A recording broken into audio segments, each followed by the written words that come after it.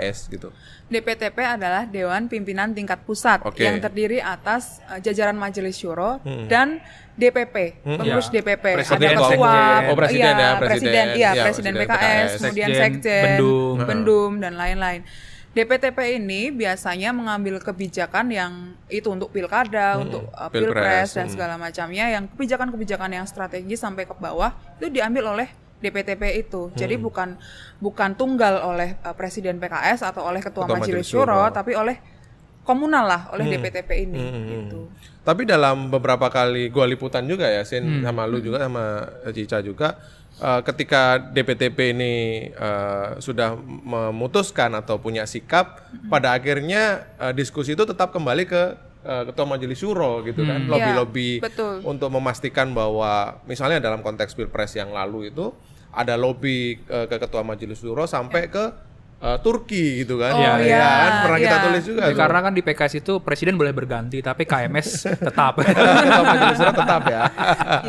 Nah, Ci, Sen, kalau gua melihat konstelasi partai politik di DKI ya, gua melihat kalau partai-partai ini kan masih ada 2 nih, dan cukup PDIP yang juga sudah kita tulis ya di tingkat bawah, pengurus mereka di pengurus tingkat kota ya, itu sudah memberikan memberikan aspirasi untuk mengusung Anies atau mendukung Anies gitu kan, meskipun di tingkat pusat belum diputuskan. Dan juga PKB gitu kan, yang dipimpin oleh Caimin atau Muhaimin Iskandar yang berpasangan dengan Anies, dan kita sudah pernah ketemu ya dengan Caimin ya, Ci ya. Dan kita tanya juga komitmen ketemu atau mendukung Anies di Jakarta bagaimana? Ya sepanjang memang Mas Anies mau maju ya kita akan full support gitu. Nah, artinya kalau ini berpasangan kan masih mungkin nih. Kapal ini tetap kapal Anies Baswedan ini tetap berlayar. Jadi setelah Jumat Surya Paloh ketemu Jokowi itu kan didengar sampai telinga PDIP gitu Kang. Dan mereka tuh ribut gitu di internal PDIP bahwa kemungkinan Anies akan dilepaskan oleh Nasdem gitu kan. Kemudian petinggi PDIP langsung mengirim satu utusan untuk ke PKB. Satu utusan untuk PKB, lalu diminta untuk melobi agar PKB tidak melepaskan Anies. Dalam arti supaya Anies tetap berlayar, dan PDIP juga ada kemungkinan sudah mengerucut pada mendukung Anies, walaupun masih ada opsi-opsi lain ya. Tapi dalam kondisi ini PDIP tidak punya pilihan lain selain mendukung Anies jika ingin melawan calon yang didukung oleh Jokowi atau istana. Gitu. Lalu setelah hari Jumat utusan pergi atau terbang ke PKB itu, kemudian hari Minggunya Sekjen PDIP bertemu dengan Caimin.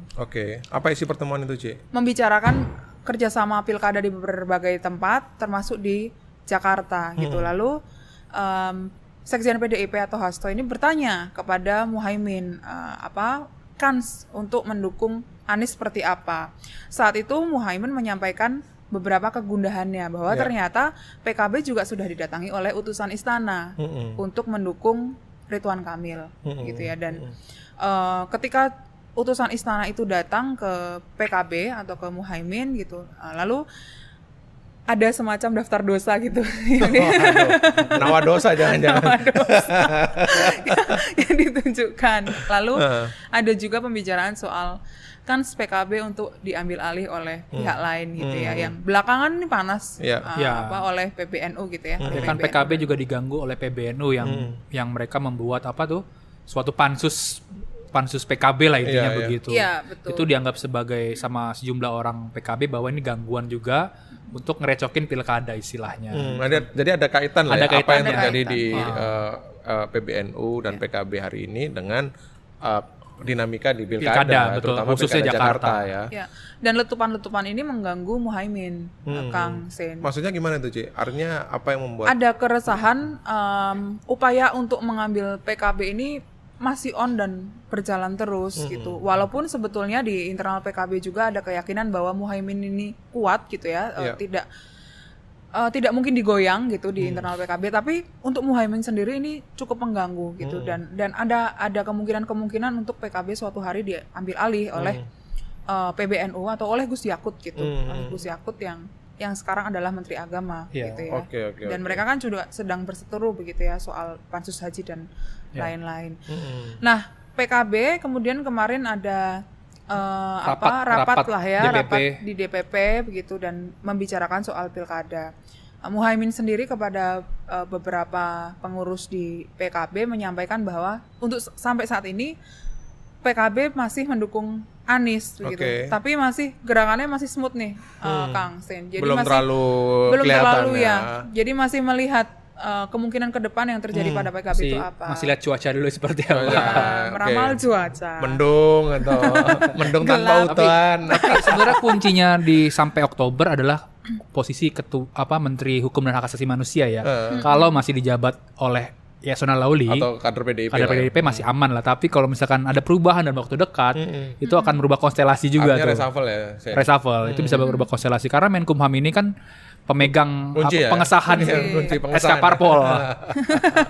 Oke, artinya katakanlah ya kita bicara bahwa konstelasi Pilkada Jakarta itu seperti hari ini, ada kemungkinan ya satu calon yang didukung oleh Kim atau Kim Plus itu melawan kotak kosong atau ada calon independen yang muncul. Gimana tuh, Iya. Ini gue membayangkan ya kalau ini kan sudah pernah terjadi pola ini ya. Kalau kotak kosong kita merefer kepada pemilihan di Kota Makassar gitu ya. Kalau independenan itu di Solo begitu kan. Nah, ini memang ada simulasi ya ataupun memang pembicaraan di Kim bahwa kota kosong nih di Jakarta.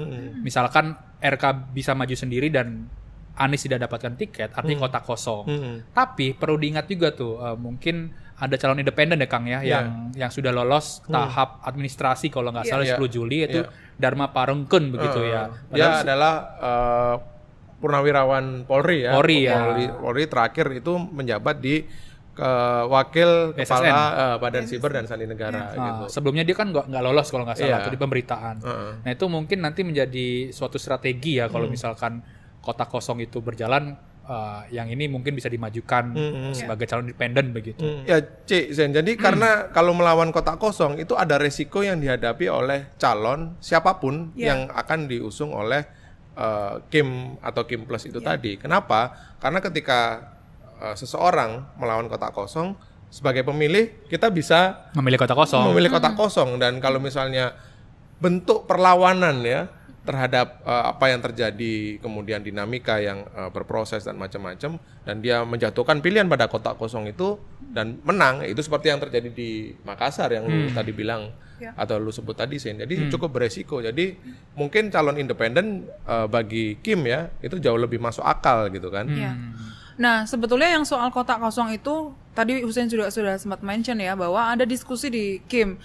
Risikonya selain selain bisa kalah gitu ya calon tunggalnya, ini juga kemenangan calon tunggal ketika melawan kotak kosong ini menjadi tidak legitime gitu. Jadi PAN atau Zulhas gitu ya, ketua umum PAN ini sempat menyampaikan bahwa ini ditolak lah oleh partai mereka, bahwa kalau misalnya kotak kosong ini nanti kemenangannya menjadi tidak sah gitu, atau yang ngapain kita melawan kotak kosong gitu.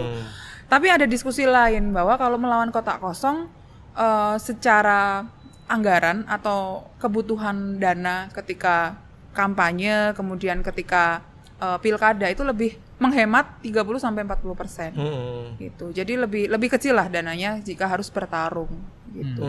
Tapi pada akhirnya diskusi yang mengerucut adalah harus ada lawan. Apalagi kan RK sudah bertemu Prabowo ya.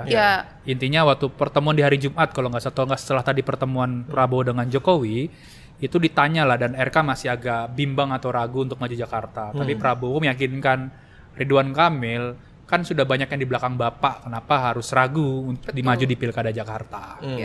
Melihat dinamika yang lu tadi jelasin, Sen, kayaknya kita juga mesti harus sedikit sabar-sabar dikit lah ya, karena masih cair gitu kan, dan yang paling penting kan adalah SK-nya kan nanti kan, bahwa kemudian ada lobby sana, lobby sini gitu kan, komunikasi sana, komunikasi sini, itu SK tetap nanti di ujung. Jadi pendaftaran ya.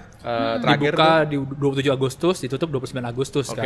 Karena kalau misalkan kita mencontoh Jakarta di 2017 kemarin juga nama-nama itu munculnya belakangan kan, kayak PDIP, Ahok last minute semua begitu.